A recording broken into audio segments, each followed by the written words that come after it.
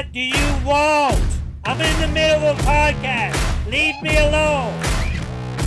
This guy who really is, I think, a bad guy. Russell, I think you are a bad guy. I'm not going to sit here and tell you what you want to hear. I'm going to tell you what the truth. I don't want him knowing where I live. You can hate Russell, but one thing you cannot take from Russell is his ability to play that game. I ain't finished playing just yet.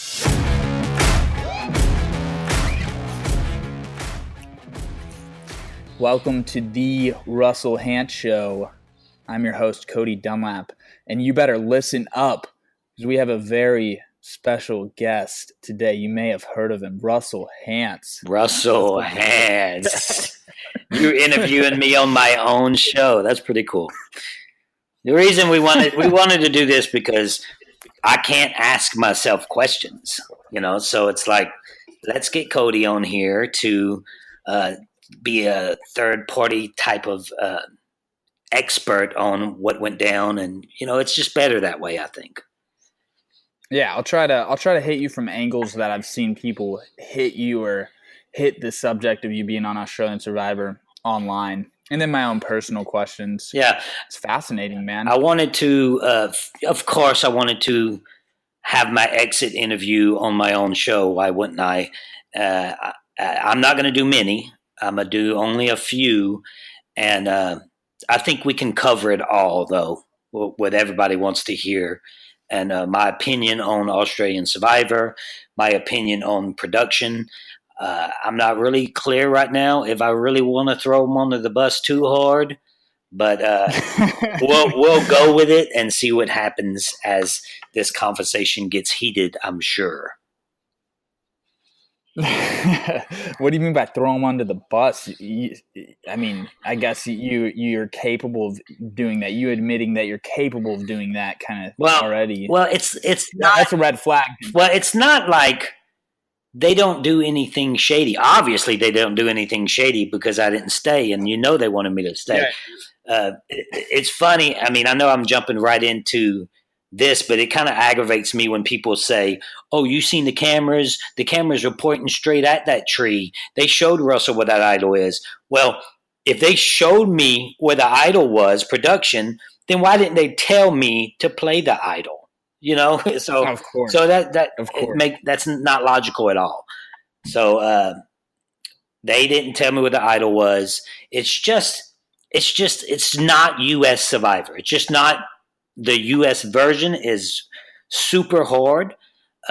Jeff Probst is in a league of his own, and the producers of American Survivor are in a league of their own.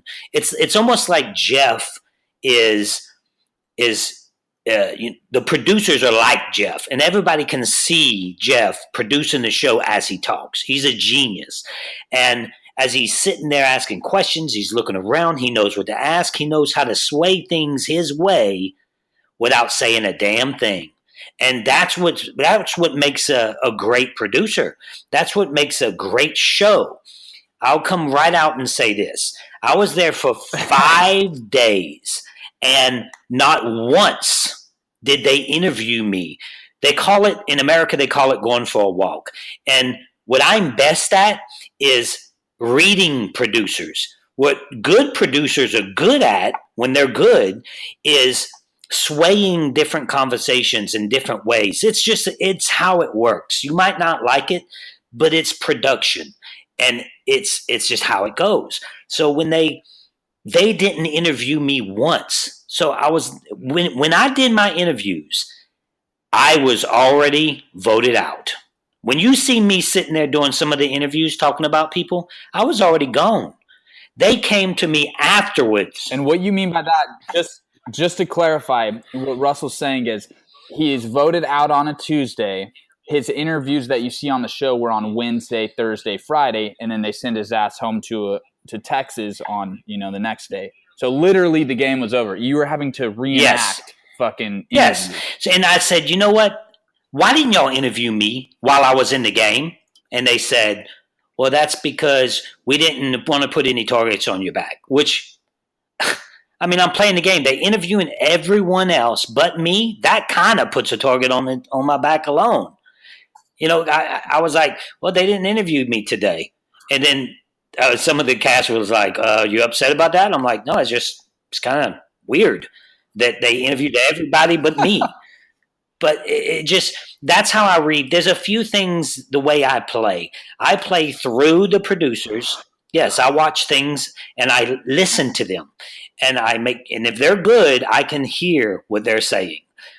And I also, you watch the cameras. You make sure that's how you find idols. You watch the cameras. They're not deliberately showing you anything. But if they all pucker up like a teenager on prom night, then you're in the right spot. And that's just how it works. It's easy. And another thing is the elements to the game, the shitting in the woods, the being freezing cold. Those things I thrive off of. Excuse me for using your word, but I thrive off of those things.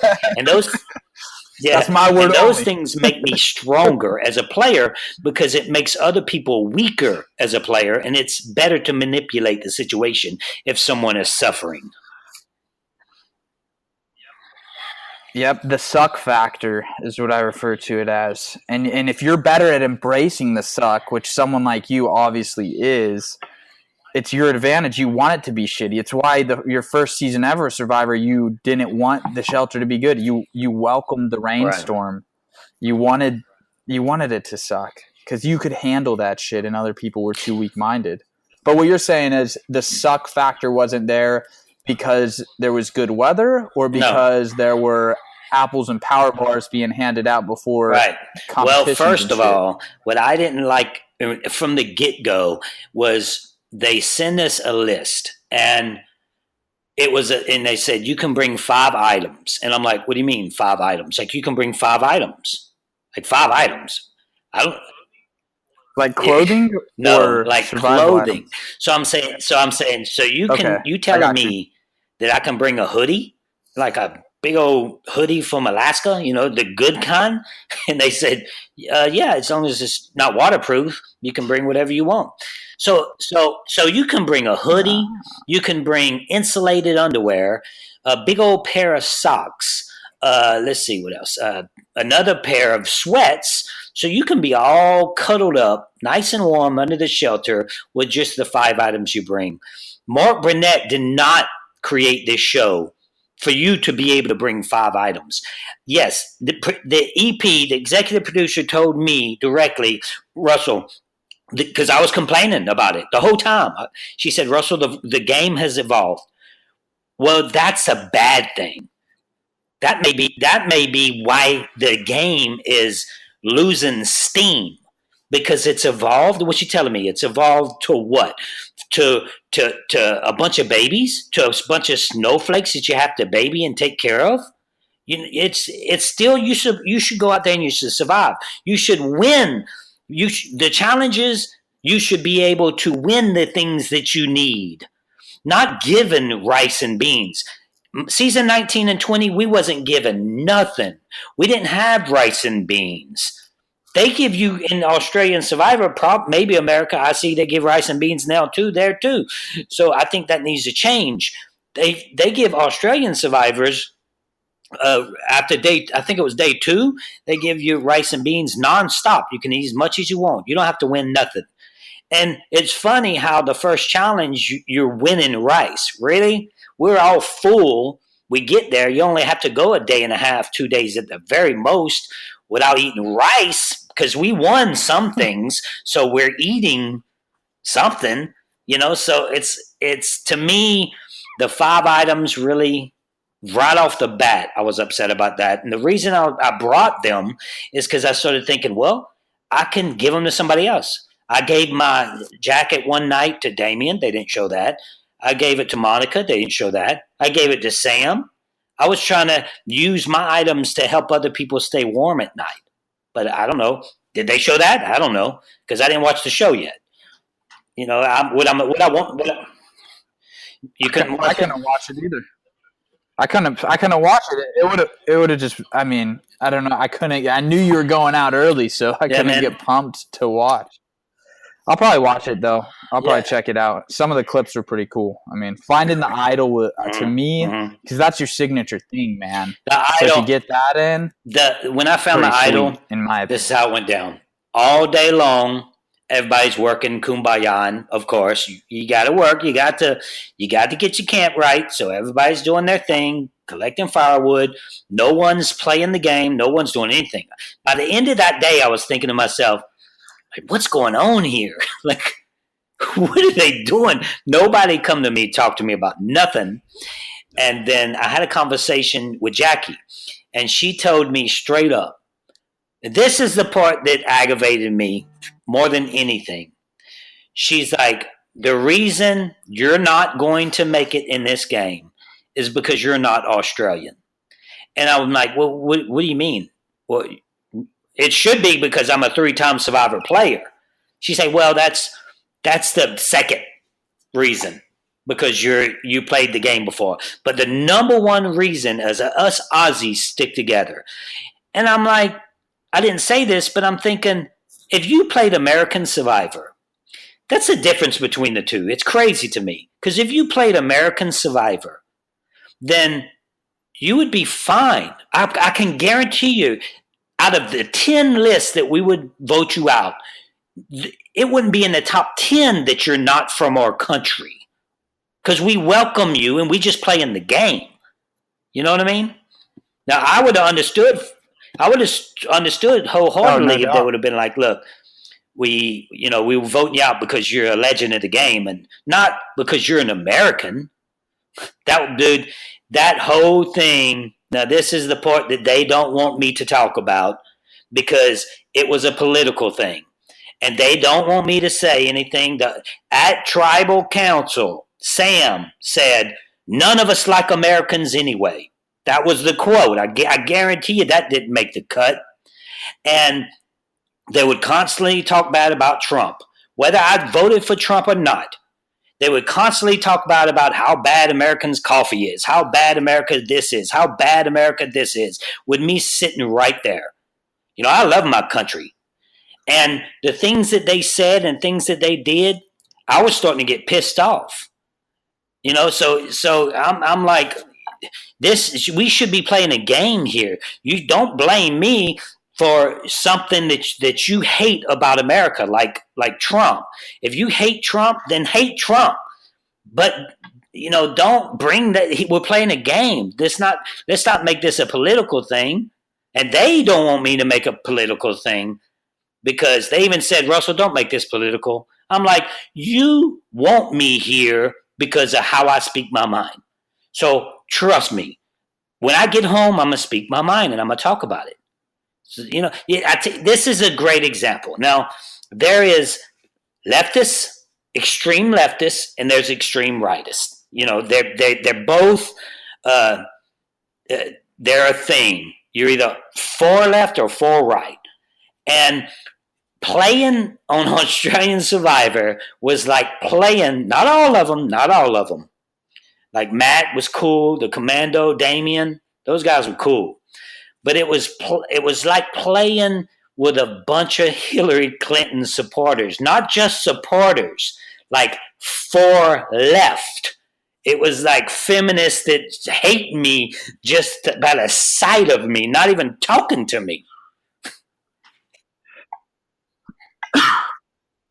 That's how it is. That's how it is with all reality TV nowadays. I mean, it's basically the left has taken full control over all of Hollywood. Whether it's acting or whatever. And when they choose people for these opportunities, you have to check that box that you're liberal, not conservative. And then once you've checked that box, then they evaluate you as a cast member. Mm-hmm. So that's why we see it so heavy. You see it heavy on American Survivor as well. They'll sprinkle a few in there. That way they can defend if we accuse them of this. But they'll sprinkle a few in there. But it's strategic.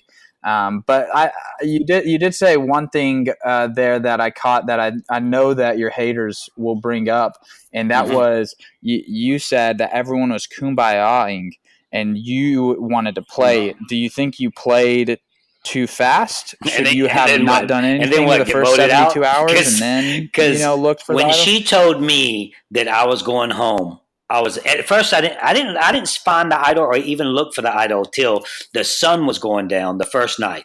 Now I waited and waited, and then when I felt threatened, then I was like, F this. And I ain't gonna even cuss because I want everybody to hear it. I don't want it to be in that E, how you put the categories.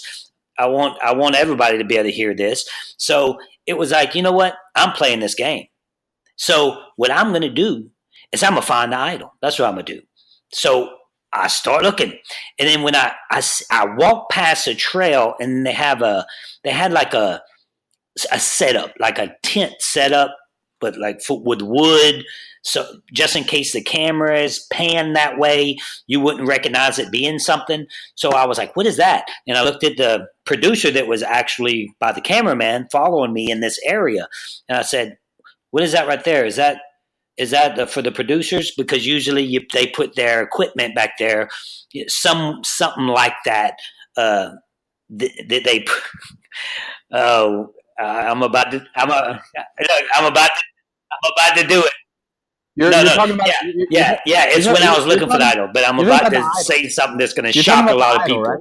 And it shocked me when I found out. So I'm looking for this area, and I just see this tent looking thing, but kind of like a military style setup. I thought it was the mics and stuff and their equipment that was covered. Well, no, it wasn't. Guess what it was? It was the effing latrine. A toilet. An outhouse. On Survivor. No, sir. And that's for toilet paper. For production. That's for lotion. Mosquito spray for the babies. We want to make sure that they all are taken care of. So we have a toilet on Survivor. This is the new thing, I guess. Look, like I said earlier, I play this game, and part of my gameplay is for them to suffer. Now, if you have Miss Universe crapping in the woods, it's gonna mess with her mentality, and all them people out there, Mona and all of them, they got crapping in the woods. That messes with your psyche. That's what I need to happen. If they ever had a latrine. And I hope Jeff listens to this, because there's no way, if I'd known that, there's no way I would have played that game, because it's not Survivor. They will never have a latrine in American Survivor. I'm not sure. I'm not. Are you sure they don't? If they do, then I know that Mark Burnett's not happy about it. Because he's a tough, straight dude. That's why he invented this type of show. And he wanted the suffering aspect to be a big part of it. That's the whole reason people started watching this show to begin with. Is because you sit there and you want them to suffer. You kind of root for it sometimes because you want to see how tough people really are. So they had a poop house and, with toilet paper. And it's like, man. I used it, so – I should have. Oh man, you shouldn't have. That's disrespect to the game, man. You should have. Yeah, I should have just done what you had to do. If I would have started shitting in the woods, then they would have flipped out. Because, like I said, if you have some extreme leftists that's there and you crapping in the woods, they ain't gonna like that because you pooping on nature. They don't. It's good. No, it's good. It's good for global warming. Soil, I'm sure. It's good for the nature. That's what all the animals do. Oh no, you would have been imagine kicked out, how they would react to something like what I did, man. But so okay, yeah. So anyway, yeah. So they have the latrine there. So I still didn't really know what it was. How did you find the idol now? But that's what it ended up by being. So I was thinking, it can't be here. The idol can't be around the poop house because everybody walks right here. It was literally 20 yards from where the idol actually was. And they had I look up, I walk around, I'm going to get some palm fronds for the tent. I'm not looking for the idol. And then I pass by it and I look at it. I stop. Now, like I said, I am not looking for the idol at this time. But when I pass it and looked at it, I look at the producer and I asked him like a question. I said, X marks the spot. and then I immediately was like, that's a perfect place to put an idol. So I kind of start looking around where the roots of the tree were. And then I'm like, what am I doing? It has to be in the X part, So I look up and then I see it.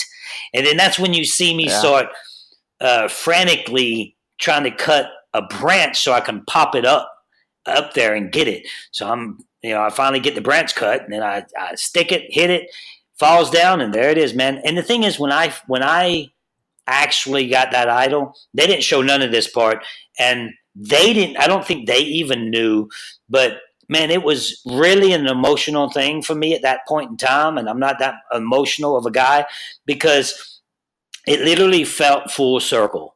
And then I went through so much the first 3 times I played, and I'm such a different person, and I'm a better man and better father now than I was before. And when I found it, it almost brought back my ex-wife and my kids, and everything just flashed in my head at that moment as I'm walking away with the idol. Like, I'm going to get another chance at this. That's what I started thinking to myself. And they didn't follow me. If they would have got some even better TV. Man, that is deep. I mean, you're emotional when it comes to Survivor. I mean, you're passionate about this game. I mean, this is your life, man. And that's what's so awesome. And I am passionate about the game, and I love the game. And they love the game too. The Australian producers, they're extremely nice. I'm sure they love the game. They want to better the game, but they don't understand by bettering the game is not helping people, before challenges, giving them apples and bottled water, and that you're trying to keep everybody healthy. I get it, but that's not the game. That's not Survivor. That's some other game. Well, why do they do that? Why don't they just make it 40 days, man? If you're going to do 60 days or whatever it is, and then you're going to feed people apples and bottled water and stuff like that, why not just make it 40 days if you're worried about their health, Because they want to seem like they're tougher than Americans, which is fine. Hey, if you want to seem like you're tougher and you want to go 50 days, 55 days, then do it. But if you're going to really do it, then take everything from them. Look, the challenges, man, that challenge that we won, we had when we were on the jousting type challenge on the thing with pushing them off in the water. With that challenge, the prize was it was comfort and then fishing gear. But in the comfort, and this is comfort, but it's not how US does it. In the comfort, they had a tarp. So, yes, that's true comfort. Yes, pillows and blanket and a tarp for comfort. But in Survivor, season 19, we had a challenge that we got to choose the same exact thing, but we got to choose one single tarp or comfort. Because it was like they make it tougher, Times have changed, man. What do you think? I mean, times have changed. The truth is, American Survivor is a lot more soft than it used to be. When you watched Game Changers, which I know you watched because you were covering it on the podcast, then they had a lot of food they were eating, like vegetables and all sorts of stuff. That I was in Fiji. I saw them eating stuff that was not growing on plants in Fiji. That stuff was planted there for them. And to be fair, the executive producer was telling me, Russell, this game has changed. And she's like, you haven't played in 9 years. So maybe they are doing that in the U.S. So maybe they do have a poop potty in the U.S. I sure hope not. I hope not, too. That is one of my favorite things about doing Stranded, honestly. So you filmed this in Fiji. So American Survivors in Fiji. Are the producers, I would assume, are connected. Like at least there's some ties where maybe someone works on both shows. I seen I seen some people that I actually seen season 19 that were there, like from the camera crew and the guy that keeps telling you to be quiet. Hey, don't get me wrong; they're extremely good at that part of the game, blindfolding you until you get to the challenges and telling you to keep quiet. But it's funny because during tribal council, when the other team had tribal council, they only had one camera at our side. When the first time, when the guy Steve, I guess his name is, he goes home, and at our place they only had one camera. They had so much going on. They had so much gameplay that the audience they don't see. They couldn't. Now in American Survivor, they and I guess they can't afford it, but in American Survivor that doesn't happen. You get film everywhere. So me and Monica walked off. We were talking. We had one of the locals talking with us, showing us. I became buddies with a local that was working on the crew, showing us where the papayas were and where the snails were. And Monica, I was like, Monica, listen. She's Miss Universe. I'm like, listen, we could take control of this entire season. Me, you and I, but you have to become a villain. Now, none of this was on camera. She's like, I can't. I'm like, it's just a TV show. So off camera, I got her to eat a papaya without sharing it with the group. You see, nobody got to see that. Because if the cameras were there, and I was telling them, hey, me and Monica went and ate papayas without the cameras there. We're going to do it again on camera, and I never got the time to do that. But I would have turned that sweet thing into the biggest Miss Universe villain in the world. That's hilarious, dude. You should have had that Fijian take you to the village, man. Take you to the local market. Man. Yeah, he was showing us how to eat things and he would stand behind the weeds where they couldn't see us, and we would stand on the beach because they still had somebody looking at us from half a mile away, and to make sure we don't go in the woods. And he was like, no, you do this. They got all kind of food here. You get it. And it was like, oh man, thanks. Appreciate that. So that was fun. Man, I love the Fijians. I mean, I love it, man. It brings back. I'm just having memories, just thinking like such good people, man. Like, yeah, they're extremely nice people over there. Gosh, dude.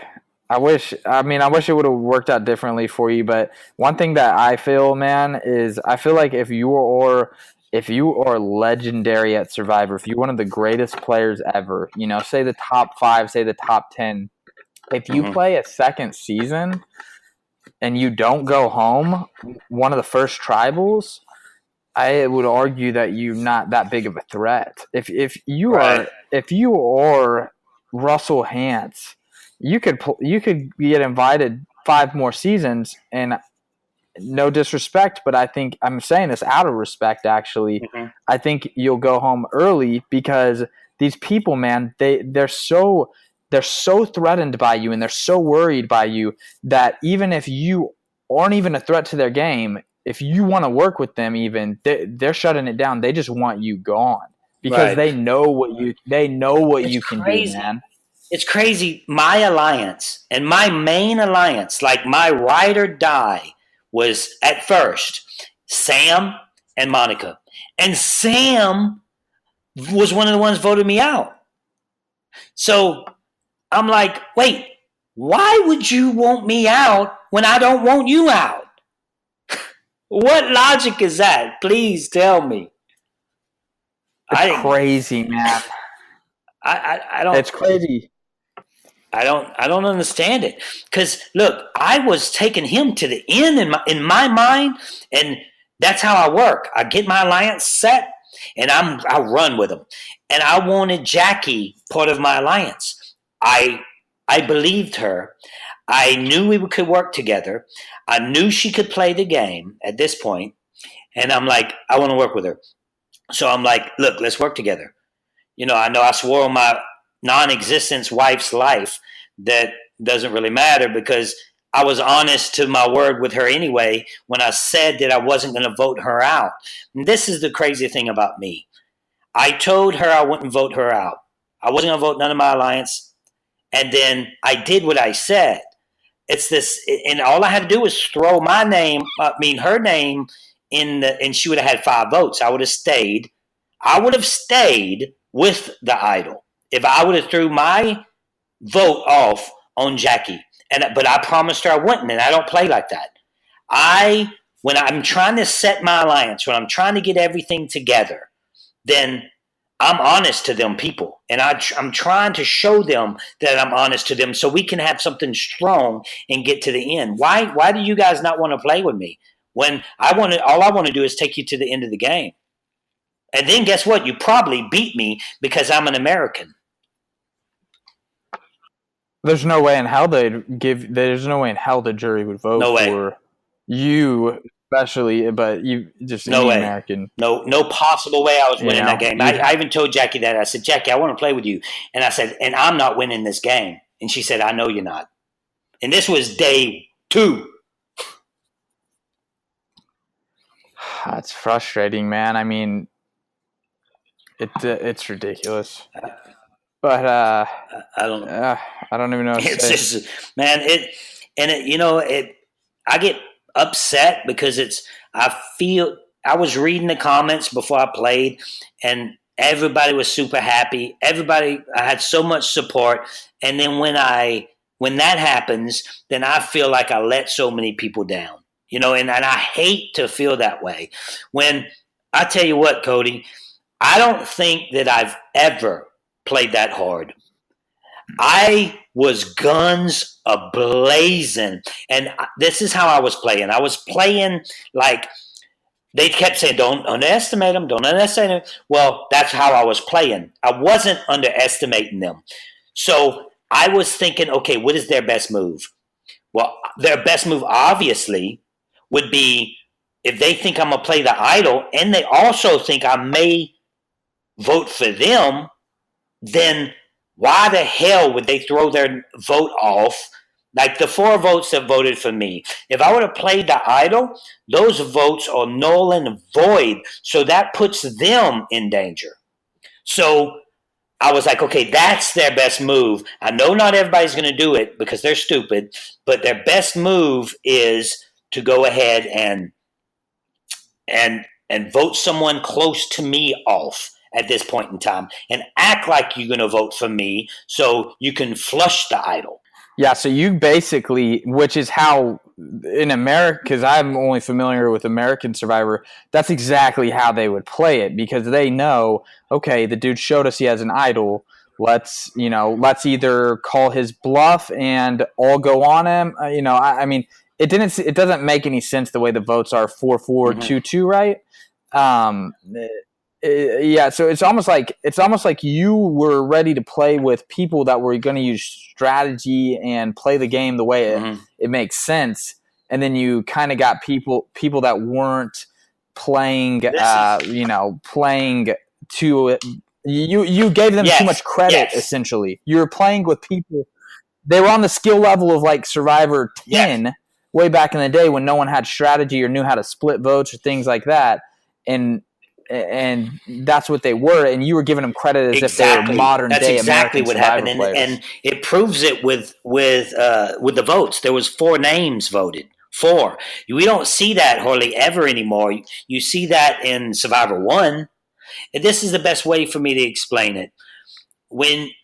And Jackie, I know you're listening to this, so you'll understand this. When a professional poker player plays with amateurs, it's the hardest thing they can do because they don't know what the hell the other person's going to do. There's a strategic way to play poker, and people follow that, and that's how they play. If they have kings or they have jacks or whatever flops, they go a certain route.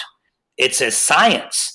And it's the same thing with Survivor. If you're playing Survivor with a bunch of people that don't know how to play it, and then in your mind you're thinking, okay, I'm going to do this because this is their best move. They have to make this move. And Jackie did, because Jackie at first, I didn't think Jackie was on my side. But when I told Jackie that her name was being thrown out there, I knew that Jackie wouldn't be voting for me because she don't want to throw her vote off on someone that's probably going to play an idol because she wants to stay. So she was like, who do we vote for? So I had Jackie, I had Monica. 12 people voted that day. 4 voted for me to go home. A tie. I had 2 separate alliances gunning for each other. Damien would not listen to me. I told him, and I don't know nothing that happens on the show. I haven't watched my episode, but I guarantee you Damien goes very soon because he needed me. And I said, you're going to jeopardize everything, man. Let's just vote out Shane. Let's just vote her out. She's the weakest. We stay strong. We take numbers as the guys, even though Sam was one of the girls. You know, we take numbers, and we become stronger. But he didn't want to listen. He had that vendetta. He wanted her out. He could not veer from his personal. When he got his feelings hurt, when she wanted him gone, he could not see anything past that. That's all he could see, and that's all he was gunning for. And I seen a commercial recently with the next survivor, and it's Jackie, and all of a sudden it's Jackie and Damien after each other again. So then there you go. He cannot get past that. He even voted for her on the revote. Dude, what do you think happens if you play the idol there? So all of a sudden you play the idol, the votes are 4-4-2-2. Do you think that exposes anything? What angles could you have taken to get the majority going into the next tribal, whenever that might be? So people might not understand this, and I expect that. But my best move was not playing the idol. Of course. Now that was my best strategic move in the game. Now, me playing the idol, yes, I would have been saved for another 3 days. And then I'll go look for another idol. But then everybody is after me at this point. Let's say I find another idol. Then I become an extreme threat. Okay, if I go back with the idol around my neck, then it's just back to normal. Hey guys, let's just stay strong, man. I'm definitely going to play it next time, and I would have. But right now, it would have gave me at least 6 days to start. My relationships, my social game. You can, any podcaster listening to this that interviews the cast, ask the guys. Ask anybody out there. Even Sam. I was trying to get to know everybody on a personal level. I was, talking to everybody. Yes, I'm aggressive on the cameras when they're talking to me, but I was trying to get to know everybody. I got to know Matt. Me and Matt became cool, real cool. Matt's, I just posted on my Instagram, it's Russell_Hantz. I just posted on my Instagram that Matt is one of the best athletes I've ever seen, and this dude is legit. That dude is a man's man, and we wanted to play together. But at that point, what can you do? I didn't play the idol. I knew I was going home after it was a tie. But, man, I think that I've played, that I went out there and I played my heart out. And I tried. I switched, like I said, 12 people voted. Only 4 voted for me. I was able to move it how I wanted. If that move would have worked, it would have been the best move in Australian Survivor history. So, then I would have been on the map of having the best moves in history in 2 different countries. so it's like, I play hard. And let's say some of my stuff in season 19 and 20 didn't work.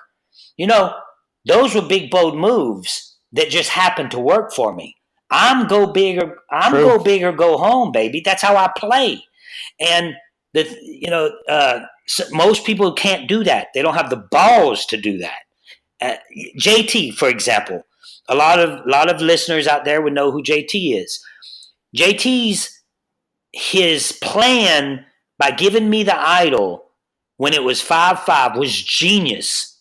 Genius. True. If it would have worked, that would have trumped any move that I would have ever made. That would have been the biggest move in the history of the game if that would have worked. But then, with it not working, he automatically became the dumbest player in Survivor history. So it's almost like love and hate. There's a fine line between a dumb move and a brilliant move.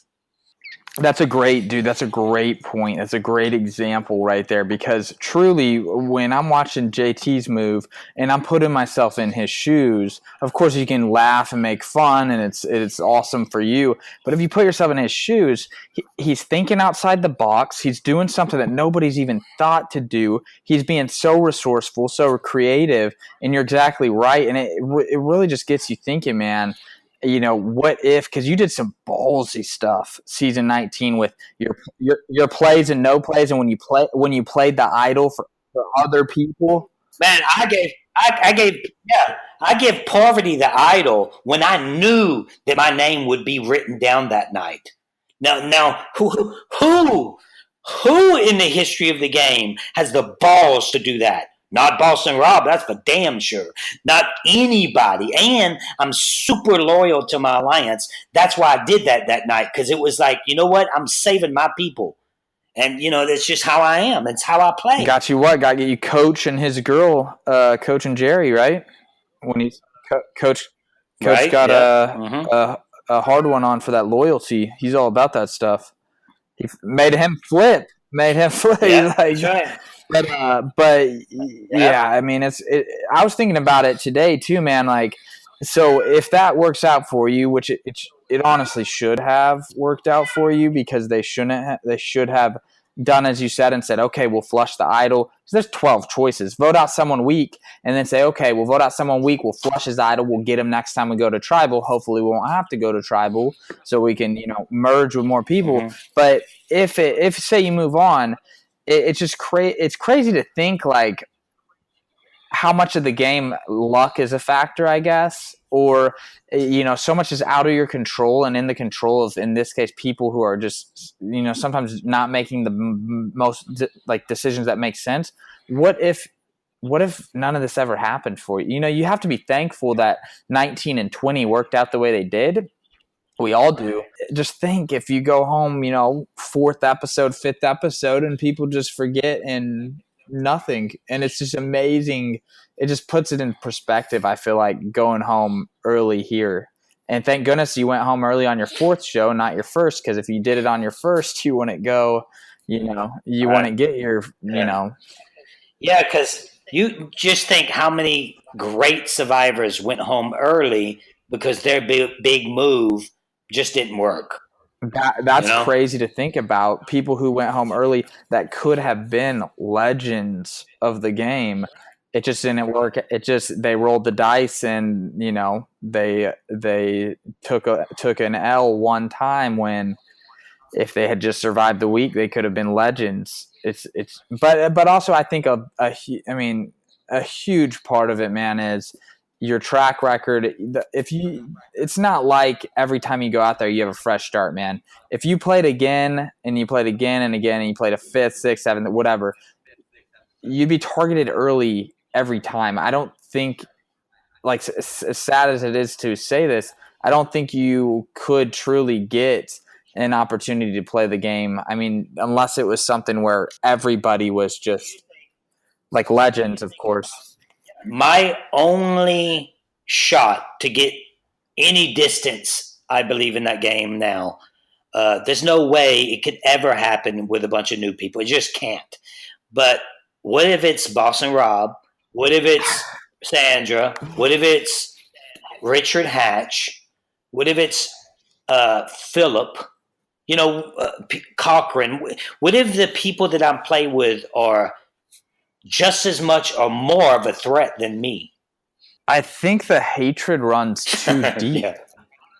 A lot of those people you named, some of them you're cool with, you had on the podcast and stuff, but a lot of those people fucking hate. And it's not even strategic. It's emotional. It's purely emotional, because the truth is, me, the way I would play any game, the way I played Stranded, the way I would play Survivor or Big Brother, or anything that I played, 100% strategy, zero. I'm talking no emotion.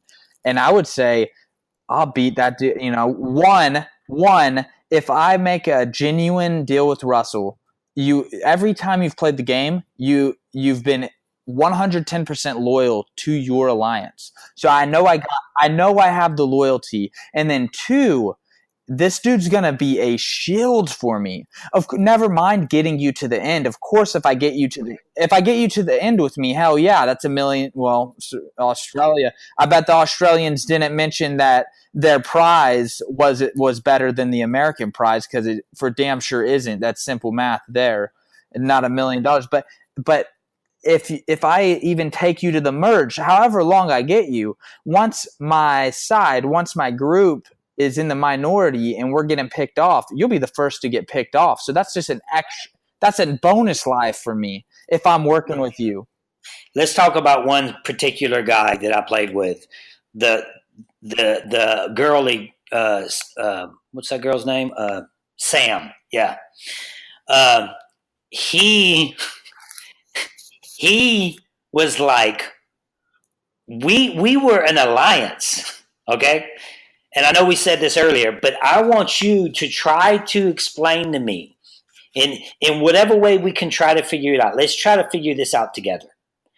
Now, when you know for a fact this person is not going to vote you out, which that person is me, and I got your back, man, why would you vote me out? I mean, let's try to seriously figure out why it's best for him. His strategic game. This guy's a genius, but supposed to be a genius. He's almost 30 years old, and he's still going to schools, and he's broke. Can barely afford pizza, he told me. So that's a hell of a genius, right? A broke genius. How many broke geniuses? How many real broke geniuses do you know? I mean, usually if you're a genius, you know how to make money. So anyway, that's just me being bitter, but I'll admit that. But seriously, this broke genius is not. He votes for me when I'm not going to vote for him. Let's try to think why that's even any type of strategy. Because if I'm there, then I'm always going to be a target, like you just said. Exactly. So if you're on the block, and because some people will argue, well, if you keep the big target there every week and you always use that mindset, they'll never truly be a target, because it'll always be, they'll be a target later. But the idea there as a strategic game player is you'll know if I'm on the chopping block, I'll start throwing that name out. So if I'm on the chopping block next week, I'll start throwing Russell's name out, and he'll probably pick up some traction. He wants to keep you in the game. In that example, he wouldn't do that next week. But the time will come where he's on the chopping block, and then he has you. Because now what's going to happen, and I'm not familiar with the whole cast, but now what happens, and we saw this in Big Brother recently too, when they took out Caitlyn, Brett kind of experienced it on Big Brother, where the next week, Brett was a huge target. He was on the block, and he kind of said to himself, right after he got thrown on the block, shit, we should have kept Caitlyn because she would have been the big target. And I was like, yes, dude, you always keep the big target. That way you're campaigning against when the time comes that you're targeted, which it'll come for him. It might not come next week, but if it comes, say 3 weeks down the line, you have somebody that you can campaign against that is a bigger target than you. Yes, that's a good strategic plan, but that wasn't his plan, and it just boggles my mind. A lot of these people, man, can't think ahead. They can't think. They can't even think a day ahead. They can't think 1 day ahead. Look, you can easily say, well, it's because he doesn't want to be part of what you have to offer, because it's dangerous to be seen with you. I was after day one, me, Monica, and Sam, I even slept with Monica the first day. After day one, I separated myself from both of them, because I was like, look, I want you guys to have a solid game. I don't want you to get voted out because of me. So what we're going to do is we're going to keep our alliance strong, us three. Let me work on the guys. That's when I started working on Matt and Damian and all the rest of the guys. And that's when I got the guys. So in my mind, I had the guys, and then I have Monica and I have Sam. So it's like, man, we got it. I even went up to him once and I said, man, we got it. I got the guys. We got it. We can get all kind of distance in this game. But then he flips on me, and one of the guys came up to me and was like, hey, man, because they thought they had Sam. They kept telling me, oh, we got Sam. Then they came up to me and said, we lost Sam. I'm like, well, oh, man. And then I'll go up to Sam and say, let's talk. He's like, it's too dangerous to be seen with you. I'm like, dude, play the game, you big girly. The dude is funny. He's funny. We sat there and, man, they have so much good stuff that he said when we were sitting in the tent. They're just funny, like uncontrollably laughing. And it would have been great if it would have ended up by being how I thought it was going to be. And till the last day that I knew that he was flipping, I started saying, let's vote Sam out. But then it's like, oh, man, if I would have went back with that idol, I would have Shane would have been my first target. Mona would have been my second. Then Sam would have went. It's tough, bro, because if you play that idol, one, you can find another idol because it's back in play. But then two, man, I think there's serious aftermath to a vote split, because that would mean there's two other people that received two votes. So those people are pissed, man. They're like, who the fuck who the heck voted for me? And then you can bring them in and say, hey, you guys got votes, I got votes. These people aren't your friends. It's not kumbaya like you thought. And then hopefully you make some magic happen there. You have a chance to find an idol, but even if you don't find an idol, I feel like it's just chaos at that point when you have three people going back that received votes, you and two others. You know what? I'm reading something on Twitter right now, and I've been seeing this several times, and this is what makes me upset about the whole thing. This guy is saying that and several people are saying things kind of like this, to where it brought them back to 2009, to where they were either younger and loving the show with their family, or the glory days, this guy's calling it. It gave them goosebumps with the revealing of me, and that kind of stuff, when so many people were excited of something that was really going to happen, something real, somebody that was really going to play the game, and then I go out like that. Now, look, I went out like I played the game, and I was thinking, okay, what's my best moves? I went out with the idol around my neck, yes, but that was me playing the game. And, I don't apologize for that, and I do not regret it, because it was my best move. It was my best move to get to day 50. And if I would have played it, then I would have been on the chopping block. What shows you that I'm right about being on the chopping block, and I needed more time. I knew I needed more time, is the revote. The revote, everybody votes for me but Damon. So that shows you that, yes, I needed more time. I knew I needed more time. And maybe I could have went back to camp, looked for the idol. My plan was to play it at first. And then my plan was to go back to camp and look for it at night while everybody was sleeping, because they thought I told them that I found the clue at the first challenge. So they thought I found the clue, then found the idol. They didn't know I found it without a clue. So which means it gave me time that night to look for an idol, because we didn't do a challenge yet. And they would have figured, well, there's a clue first. He has to find the clue, then he has to find the idol. I didn't want him to put two and two together.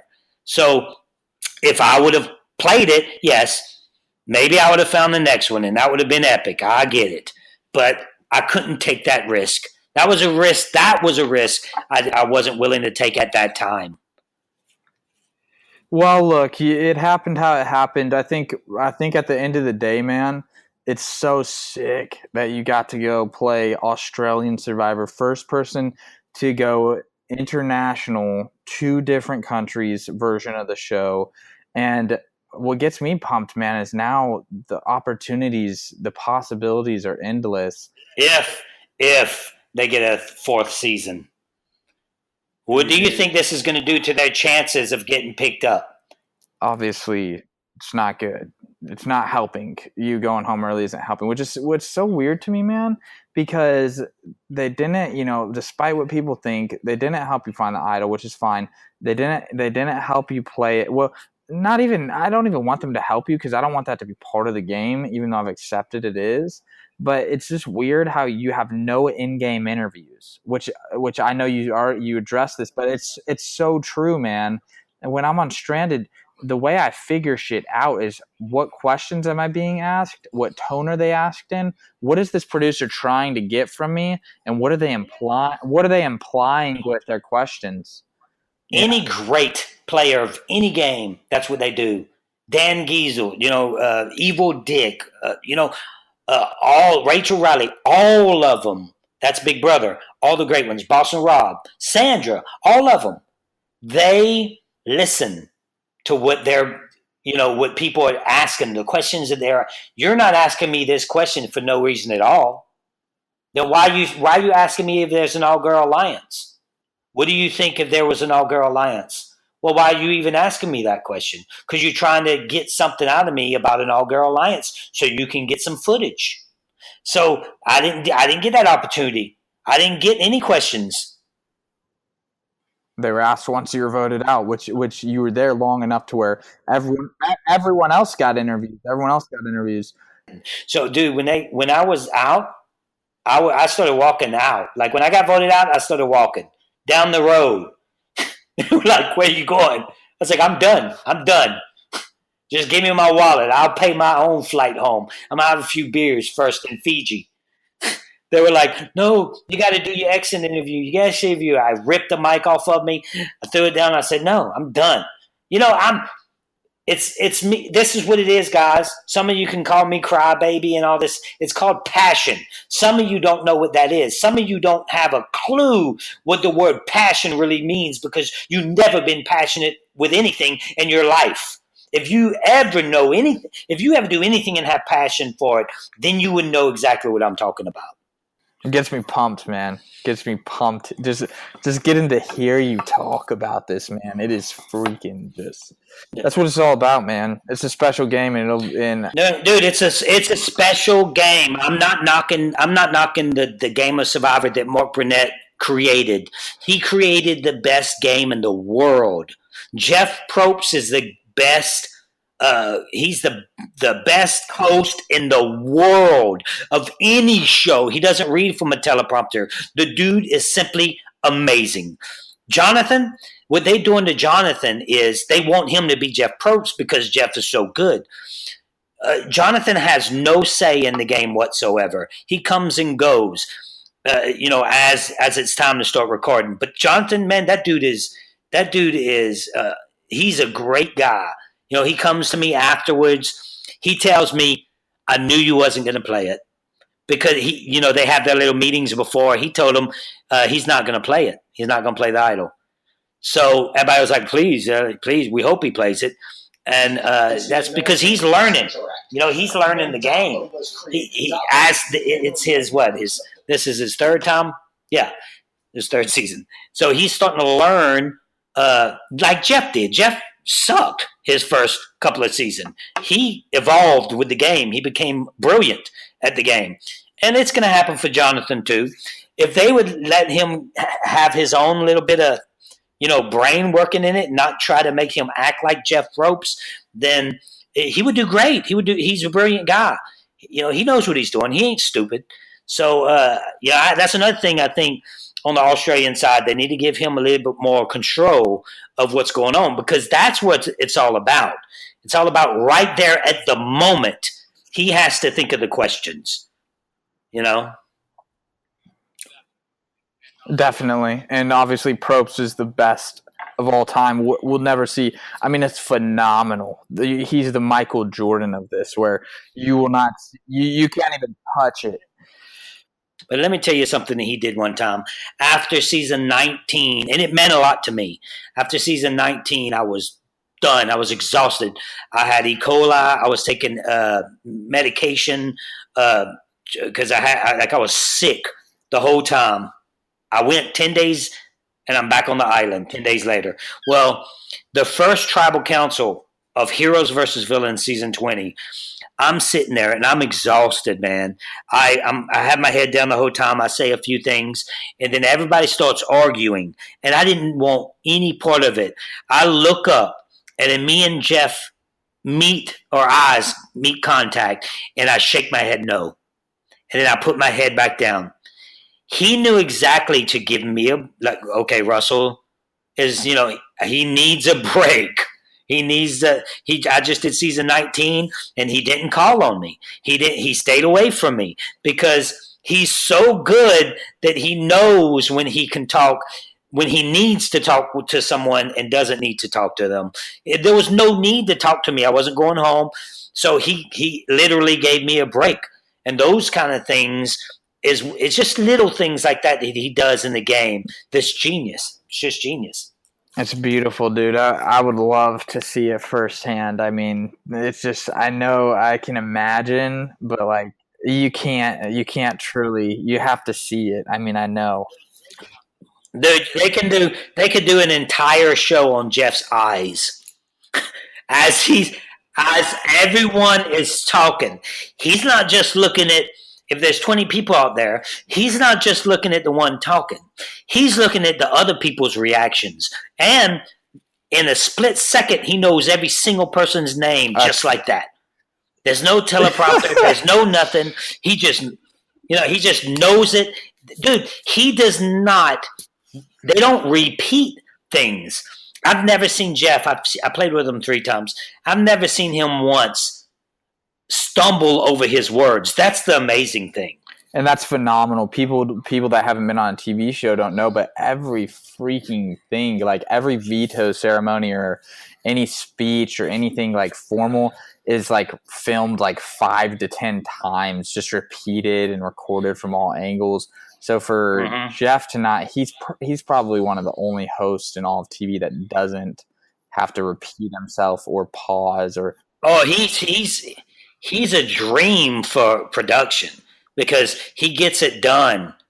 And that's why he has so much control over the show. We're going to do another podcast. Of course, we ain't going to start it here, but I want to do a podcast on the evolution and what's going on right now with Survivor, with the firing of Lynn Spielman. And I know a little bit of information of what's going on and who's taking control and that, all that's going on. So we're going to do a podcast on that too. That's going to be very interesting.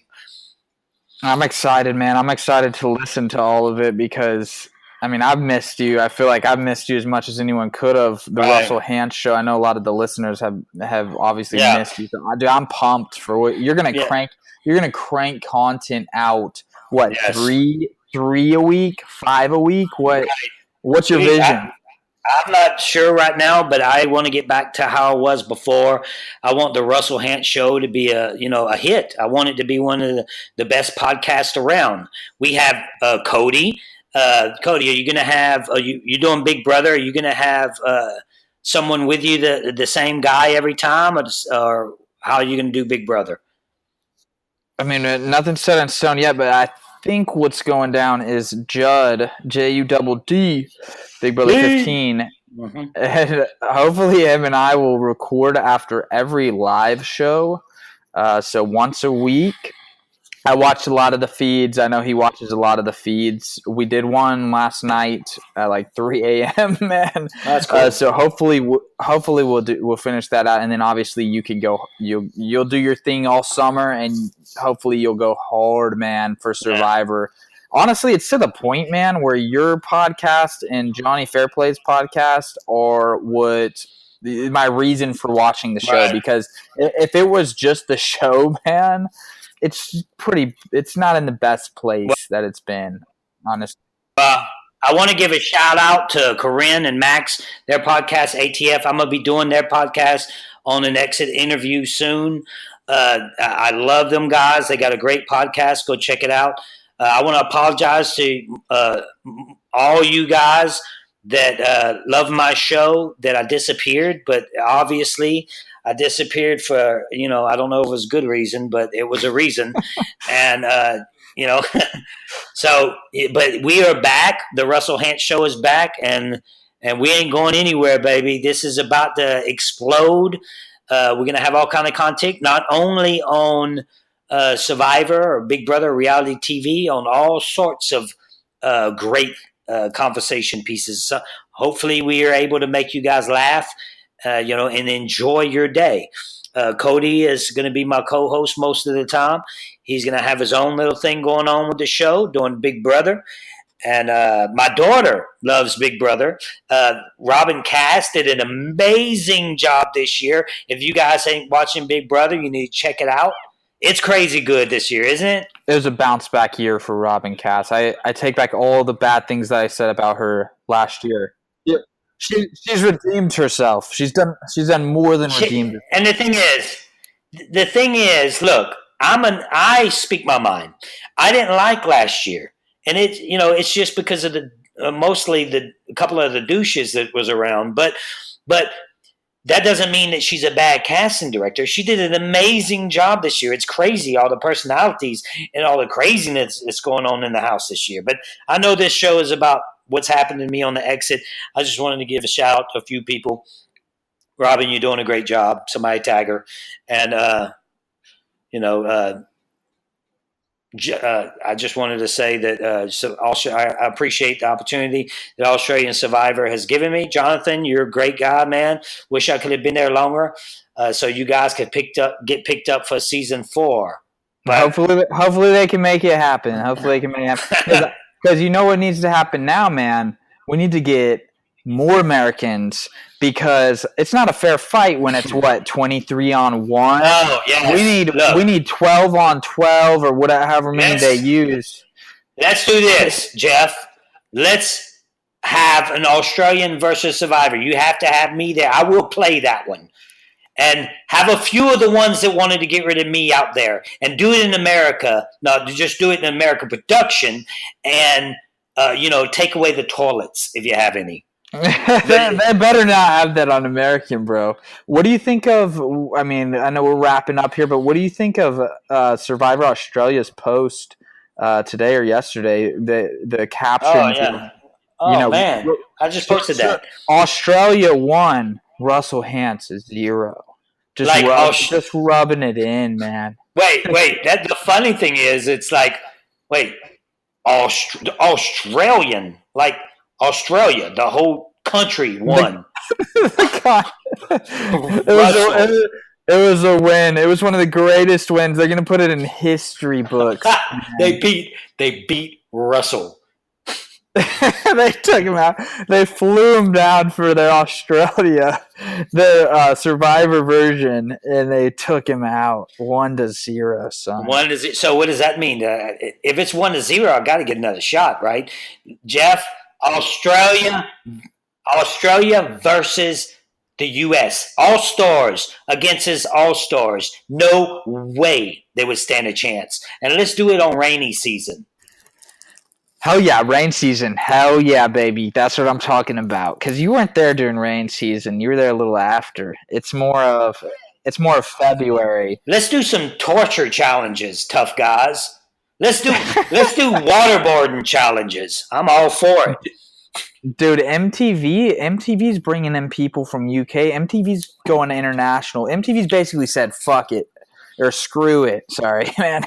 but we're taking anyone from any freaking place on the planet. So I know CBS is capable, and that'd be freaking awesome if they could pull that off. But if they can't, I mean, Survivor Australia's already shown that they'll bring one American on. Mm-hmm. If they brought enough for a tribe, that'd be sick, man. It'd be really awesome, I think. I mean, obviously, if it's a whole country against me, we need a fighting chance, right? Call up Willie. Oh, Willie's playing with me. Willie, my brother, is gonna be on my side. He'd be headbutting Australians left and right. Look, I mean, they got a beautiful country. I love the country. I just don't like how the Survivor setup is. And now, if U.S. setup is the same way, I'm not going to like it either.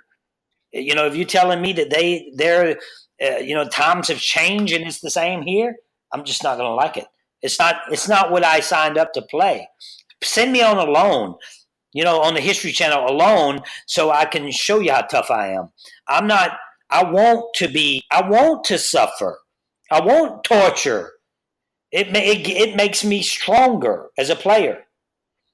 Anyway, yeah, we need to wrap it up. It is what it is. But at the end of the day, you win some, you lose some, but you live. Right. And you have an experience. You have an experience that no other human in the history of mankind has ever had. In the history of humans, I am the first.